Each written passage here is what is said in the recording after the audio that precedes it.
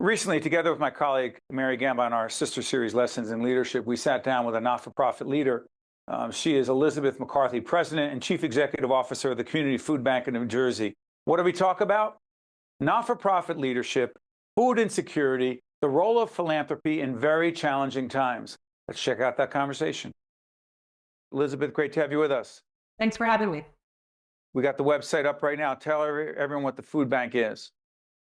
Community Food Bank of New Jersey is the largest food bank in New Jersey. We serve 15 out of the 21 counties. And we work with about 800 partners throughout the state, providing food to soup kitchens, to pantries, to child feeding programs, as well as increasingly and more importantly, kind of getting to some of the root causes of hunger. So really trying to work in health systems, trying to make sure that people have the nutritious food that they need, not just canned food of food banks of yesteryear. So everyone go on the website, find out more, and be supportive if you can. In that spirit, Mary and I, in our leadership coaching, talk about all kinds of leadership tips and tools. And people will say, well, a not-for-profit, which the Community Food Bank of New Jersey is, well, it's not the same leadership as in business. Well, it's not the same, but it's pressure-filled and challenging. Talk about leadership in the not-for-profit world that you live in. Yeah, I often tell people that. I'm like, a nonprofit is still a business. We don't pay some taxes, but we still are a business. I still have to balance a budget.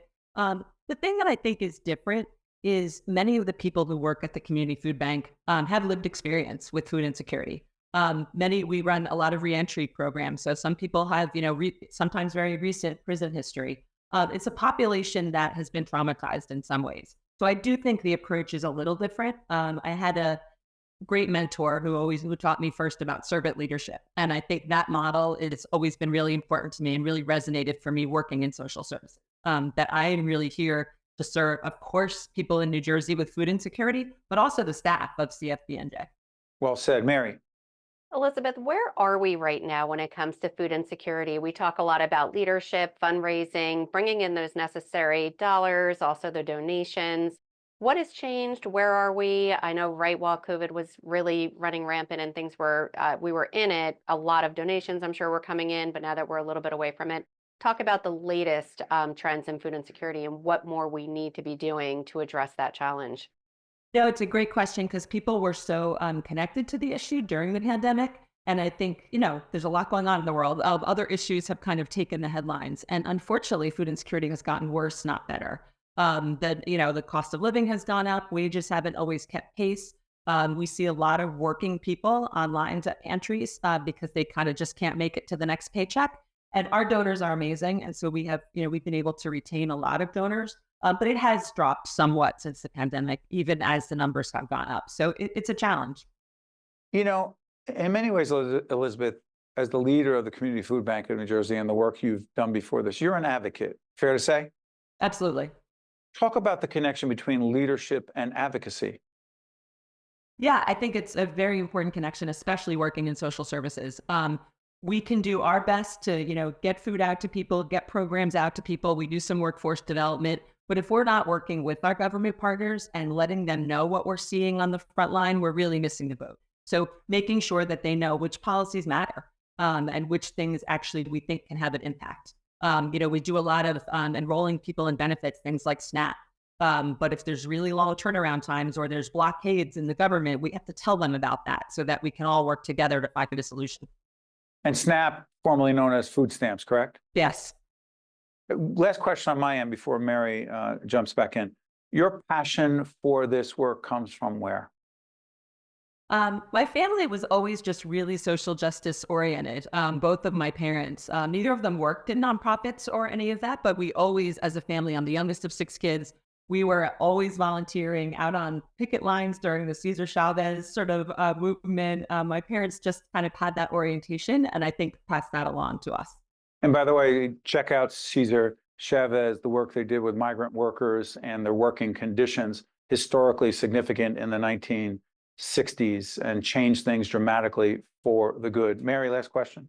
Yeah, my last question, Elizabeth, really goes back to leadership and wellness. I'd have to imagine that the people that work for you, the volunteers, getting the buy-in and everyone it's really challenging work. How do you encourage a culture of wellness with the work that you're doing when there are so many challenges that you are facing in that regard? That is a great question, and it's something very top of mind for us. The work is hard, and it's often, especially coming up on the holidays, it's a very busy time for us. And so we really actively have some programs for people. We've done some guided meditation programs for staff, all optional, of course, but created a wellness day. We had just sort of a time for staff. Everyone kept saying, we really like our coworkers. We never have time to kind of just be together. And so we had a day and there were yoga workshops and other things that people could do. We kind of had one day where we were not delivering food. So we're always really trying to listen to staff, see what would help, what helps them in their own lives, and keep that wellness as a top priority. Mary, you and I talked in another segment about intentionality.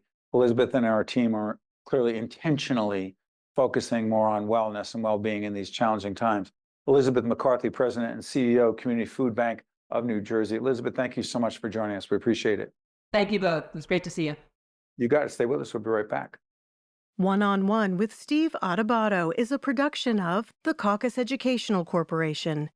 Funding has been provided by New Jersey Children's Foundation, Valley Bank, Bergen New Bridge Medical Center, Seton Hall University, Horizon Blue Cross Blue Shield of New Jersey, PSEG Foundation, New Jersey Sharing Network, Johnson & Johnson, and by the Adler Aphasia Center.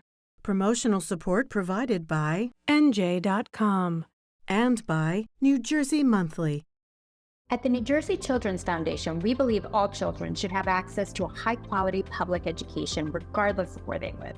We believe schools should place students on paths to success, and we invest in schools and educators who are meeting those needs. Whatever your seat on the bus, student, parent, teacher, business leader, you have a role in our mission. In Newark, district and charter schools show great education is possible. We're working to unite people across the city and state to provide students with the schools they deserve.